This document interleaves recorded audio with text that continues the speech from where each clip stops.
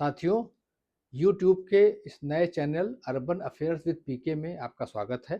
साथियों, आज हमारा ये दूसरा वीडियो है जिसका विषय है history of urbanisation, historical evolution of Indian cities, यानी शहरीकरण का इतिहास।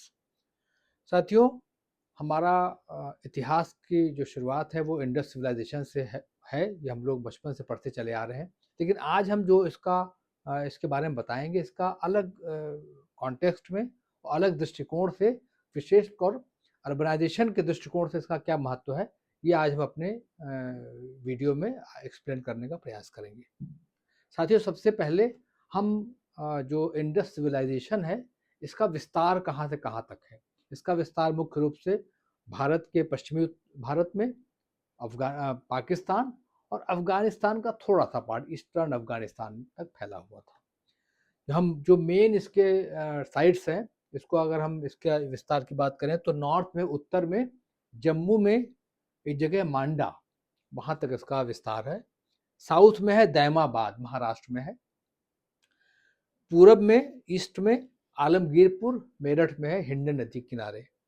और वेस्ट में सुतका-गेंडोर, ये पाकिस्तान के बलूचिस्तान प्रांत में है। तो इस तरह इसका हमारा विस्तार है। अगर हम इसको लंबाई में देखें तो नॉर्थ और साउथ के बीच में, यानी कि मांडा और दैमाबाद के बीच की जो दूरी है वो 1400 किलोमीटर है।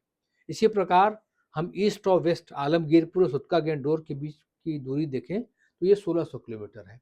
अर्थात ये बहुत बड़े भूभाग में यह पूरा इंडस सिविलाइजेशन फैला हुआ था। इसकी शुरुआत ब्रिटिश पीरियड में सर जॉन मार्शल, जो कि आर्कियोलॉजिकल सर्वे ऑफ इंडिया के डीजी थे, उनके डायरेक्शन में शुरू हुआ। और उनके डायरेक्शन में सबसे पहले जो हड़प्पा की जो खुदाई हुई है, एक्सकवेशन, वो 1921 में दयाराम साहनी के द्वारा किया गया। इसके एक वर्ष पश्चात मोहनजोदाड़ो का जो एक्सकवेशन था वो आर.डी. बनर्जी ने 1922 में किया था। तो ये एक छोटा सा परिचय है कि कैसे इसका एक्सकवेशन कहाँ से हुआ और किसके नेतृत्व में हुआ। अब साथियों, जो हमारा ये पूरा हड़प्पन सिविलाइजेशन है, ये कहा जाता है ब्रॉन्ज एज सिविलाइजेशन। और इसका जो समकालीन सभ्यता है वो है मेसोपोटामिया और एंशिएंट इजिप्ट। मेसोपोटामिया जो आधुनिक इराक है वो है, और एंशिएंट इजिप्ट, दोनों के बीच में व्यापार भी था और दोनों लगभग एक समकालीन कंटेम्प्रेरी सभ्यताएं रही हैं। अब जो खास बातें हैं जिसको हम अर्बन प्लानिंग के विषय में के रूप में हम इसको जानते हैं, दैट इज इसका जो शहर का एक ग्रिड सिस्टम है और शहर का सैनिटेशन सिस्टम है, ये बहुत महत्वपूर्ण है। सैनिटेशन में इनका ड्रेनेज सिस्टम है, इनका वाटर कंजर्वेशन भी बहुत है। बहुत सारे रिजर्वायर मिले हैं, रेन वाटर हार्वेस्टिंग की बहुत सारे इनके तरीके हैं। तो बहुत ही डेवलप्ड एक अर्बनाइजेशन का हमको पैटर्न यहाँ पे मिलता है। जो हमारे इम्पॉर्टेंट साइट्स हैं उसके बारे में थोड़ी चर्चा कर लें। सबसे इम्पॉर्टेंट है हड़प्पा, जिसकी सबसे पहले खोज हुई थी। ये रावी नदी के किनारे है और वर्तमान में पाकिस्तान के पंजाब प्रांत में ये है। और ये रावी नदी जो है वो इंडस रिवर का ट्रिब्यूटरी है। दूसरा है मोहनजोदाड़ो, जो कि पाकिस्तान के सिंध प्रांत में है। यहाँ पर जो बहुत खास बात है कि यहाँ पे ग्रेट बाथ, विशाल स्नानागार मिला है, और लार्ज ग्रेनरी, यानी अन्न को, सीरियल्स को स्टोर करने के लिए बहुत बड़ा अन्न भंडार मिला है। इसको यूनेस्को के द्वारा वर्ल्ड हेरिटेज साइट 1980 में डिक्लेयर किया गया, मोहनजोदाड़ो को। फिर जो थर्ड हमारी इंपॉर्टेंट साइट है वो धोलावीरा है, गुजरात में, वो कच्छ डिस्ट्रिक्ट है इंडिया में। इसको भी यूनेस्को के द्वारा वर्ल्ड हेरिटेज साइट के रूप में 2021 में इसको नोटिफाई किया गया। फिर लोथल है गुजरात में। लोथल का महत्व है कि यहाँ पे डॉक यार्ड मिला है। यहाँ पे ये माना जाता है कि जो हमारा सी रूट से व्यापार होता था वो लोथल से इनिशिएट होता था, डॉक यार्ड के माध्यम से। फिर है कालीबंगा, राजस्थान में है, घग्गर नदी किनारे। यहाँ पे जुताई के निशान मिले हैं, तो इससे मतलब एग्रीकल्चर काफ़ी डेवलप्ड था उस पीरियड में, और बहुत एग्रीकल्चर का भी ट्रेड होता था। साथ में राखी गढ़ी, ये हरियाणा के हिसार ज़िले में है। तो ये इम्पोर्टेंट साइट्स हैं इसके बारे में जो मैंने यहाँ बताया। थोड़ा अगर हम मैप पे नज़र डालें तो देखिए सुतका गेंडोर सबसे वेस्टर्न एरिया है जो बलूचिस्तान में है। उधर ऊपर मांडा है जम्मू में, ईस्ट में आलमगीरपुर और महाराष्ट्र में है साउथ में। तो ये इसका एक्सटेंट के बारे में। अब इसका जो इसका ग्रिड सिस्टम है, जो जिसके लिए अर्बन प्लानिंग के लिए बहुत ही हड़प्पन कल्चर के बारे में जो प्रसिद्धि है, तो ये देखिए कि ये precise grid system with streets cutting at right angles dividing the city into rectangular blocks. ये इस तरह देखिए राइट एंगल पे सड़कें काटती थी। तो और जो हाउसेस है वो ब्लॉक के रूप में थे, ग्रिड के रूप में। जैसे अगर आप चेस का जो बोर्ड होता है ना, उस तरीके से पूरा ब्लॉक सिस्टम में पूरा शहर था। जैसे अगर जो आधुनिक चंडीगढ़ है, उसी तरीके से ग्रिड सिस्टम से पूरा शहर ये बना हुआ था। सोचिए कितने साल पुराने, कितना एडवांस प्लानिंग थी शहर की। और जो इसमें ईंटों का प्रयोग किया गया वो पके हुए ईंटें थे और सभी ईंटों की साइज भी सिमिलर थी। तो इसलिए बहुत ही एक सिस्टमैटिक रूप में पूरी इनका जो अर्बन स्ट्रक्चर था प्लानिंग का, हाउसेस का, रोड का, ड्रेन का, वो था। इसके अलावा इन्होंने इनके जो घर हैं वो एलिवेटेड प्लेटफॉर्म पे थे। तो उसके पीछे ये माना जाता है कि बाढ़ से या जानवरों से बचत के लिए ये एलिवेटेड बनाए जाते थे। जो इनका शहर का है वो दो भागों में, एक पश्चिम में, पूरब में। जो अपर टाउन था वो पश्चिम में होता था, जहाँ पे लोग माना जाता है कि एलीट क्लास के लोग और जो इम्पोर्टेंट बिल्डिंग होती थी वो अपर टाउन में था। लोअर टाउन में रेजिडेंशियल थे और आम लोगों के लिए था, ऐसा ये माना जाता है। ये भी बात है कि यहाँ पे किसी राजशाही का प्रमाण नहीं मिलता, यानी कोई राजा नहीं था। तो जो एक सिस्टम था कि एक कम्युनिटी में लोग रहते थे और जो भी रूल्स थे उसका लोग पालन करते थे। अब हम इंफ्रास्ट्रक्चर की बात करें तो हर घर में बाथरूम होता था, वॉशरूम, टॉयलेट और बाथरूम। हर घर में पानी के लिए कुआं होता था और इनका टेंडेंसी था कि जो घर की ओपनिंग थी वो मेन रोड पे नहीं होती थी, वो जो पीछे की लेन थी उस साइड में घर की ओपनिंग होती थी। इसके अलावा जो घर का जो वेस्ट वाटर था उसको वो निकलता था और जाके सड़क पे जो मेन नाली थी उसमें मिलता था और फिर जो मेन नाली थी वो शहर के बाहर जाके इसका डिस्पोजल होता था। और सबसे खास बात थी कि नालियाँ कवर्ड थी। तो ये भी बहुत महत्वपूर्ण बात है कि उस युग में आज से 4500 वर्ष पूर्व इतनी डेवलप्ड प्लानिंग थी। फिर वहाँ पे हम ट्रेड की बात करें और इकोनॉमिक इंटीग्रेशन की बात करें तो बहुत ही विकसित ट्रेड था, क्योंकि जब ट्रेड अच्छा होता है तभी शहरीकरण अच्छा होता है। और जो वहाँ पे इनका मेन प्रोडक्ट था, एग्रीकल्चर तो था ही, साथ में कॉटन इनका बहुत मेन प्रोडक्ट था और टेक्सटाइल, बीड्स, पॉटरी, मेटल, तो इस तरह के बहुत सारी चीज़ें ये एक्सपोर्ट करते थे। इनका ट्रेड मेसोपोटामिया से होता था, क्योंकि मेसोपोटामिया में बहुत सारी चीज़ें ऐसी मिली हैं जो कि इंडस सिविलाइजेशन की थी। तो इससे इस बात का प्रमाण मिलता है कि दोनों देशों के बीच में आपस में ट्रेड हुआ करता था। वेट एंड मेजर्स, मतलब उस समय में वेट एंड मेजर्स का भी प्रमाण मिलता है। तो इससे इस बात के प्रमाण मिलते हैं कि जो व्यापार था वो वेट मेजर्स के माध्यम से भी होता था और ये एक इकोनॉमिक इंटीग्रेशन का एक स्ट्रॉन्ग साक्ष्य है। तो ये इससे ये पता चलता है कि जो इंडस सिविलाइजेशन में खास तौर पे हड़प्पा, मोहनजोदाड़ो, ये काफ़ी डेवलप्ड था। इनकी मार्केट बहुत डेवलप्ड थी। ग्रेनरीज थी, जो अन्न के उत्पादन था, अन्न था, उसको बड़े बड़े ग्रेनरीज में रखा जाता था ताकि वो सही समय पे उसको जब व्यापार, ट्रेड, एक्सपोर्ट करना हो या इस्तेमाल करना हो तो सुरक्षित रूप में उसका इस्तेमाल हो सके। अब ये देखिए एक ग्रिड सिस्टम जो मैंने आपको बताया था, रेक्टेंगुलर ग्रिड, ये इसकी एक तस्वीर है, एक इमेज है।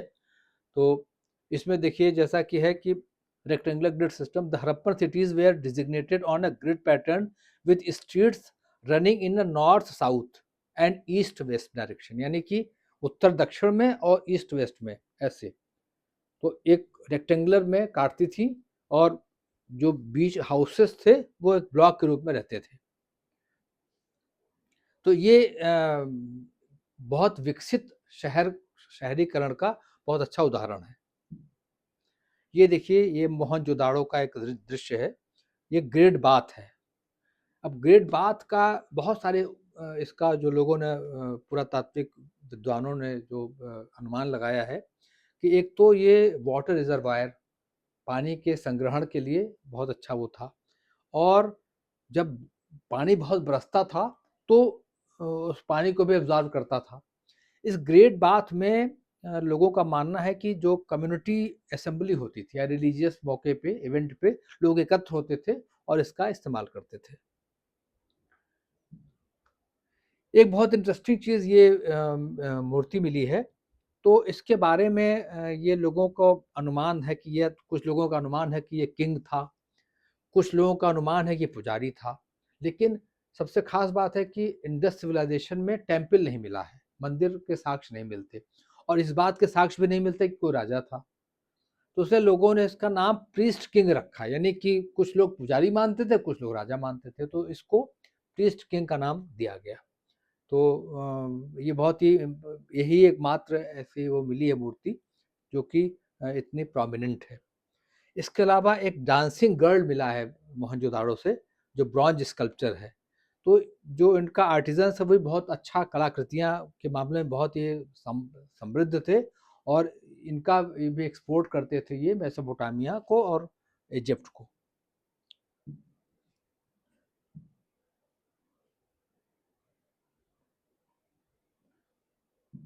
अब इसके बाद जो हमारा ये तो पहला हमारा अर्बनाइजेशन था जो इंडस वैली सिविलाइजेशन था। सेकंड अर्बनाइजेशन था वो 6th सेंचुरी बीसी में।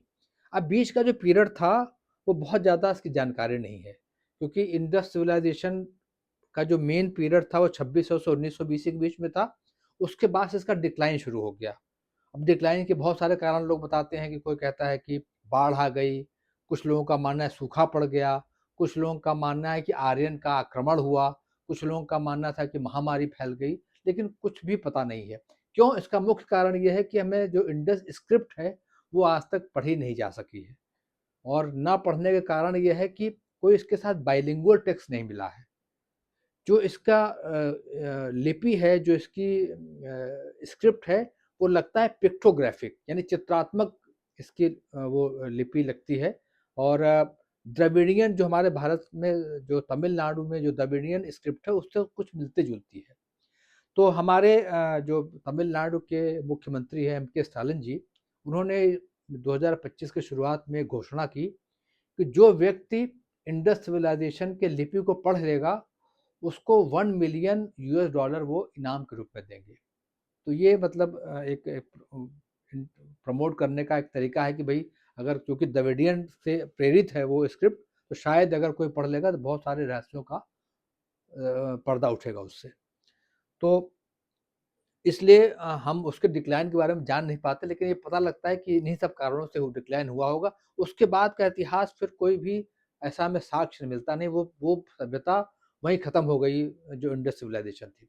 उसके बाद 6ठी शताब्दी ईसा पूर्व में हमें लिटरेरी सोर्सेस से मिलता है, यानी जो साहित्यिक स्रोत है उससे हमें 16 महाजनपद का उल्लेख मिलता है। और इसमें जो खास बात थी कि ये आयरन रिवॉल्यूशन यहाँ पे हुआ 16th सेंचुरी बीसी में, एग्रीकल्चर सरप्लस हुआ, और इंटरनल और एक्सटर्नल ट्रेड में भी बढ़ोतरी हुई। करेंसी सिस्टम में सिल्वर पंच मार्क कॉइन थे, जो आहत मुद्रा थे चांदी के, कॉपर कॉइन्स का इस्तेमाल होता था, और जो व्यापारी थे उनका एक समूह था, संगठन था, जिसको गिल्ड सिस्टम बोला जाता था। तो इस तरह से हमें 6th सेंचुरी बीसी में एक अर्बनाइजेशन और रिपब्लिक का साक्ष्य मिलता है।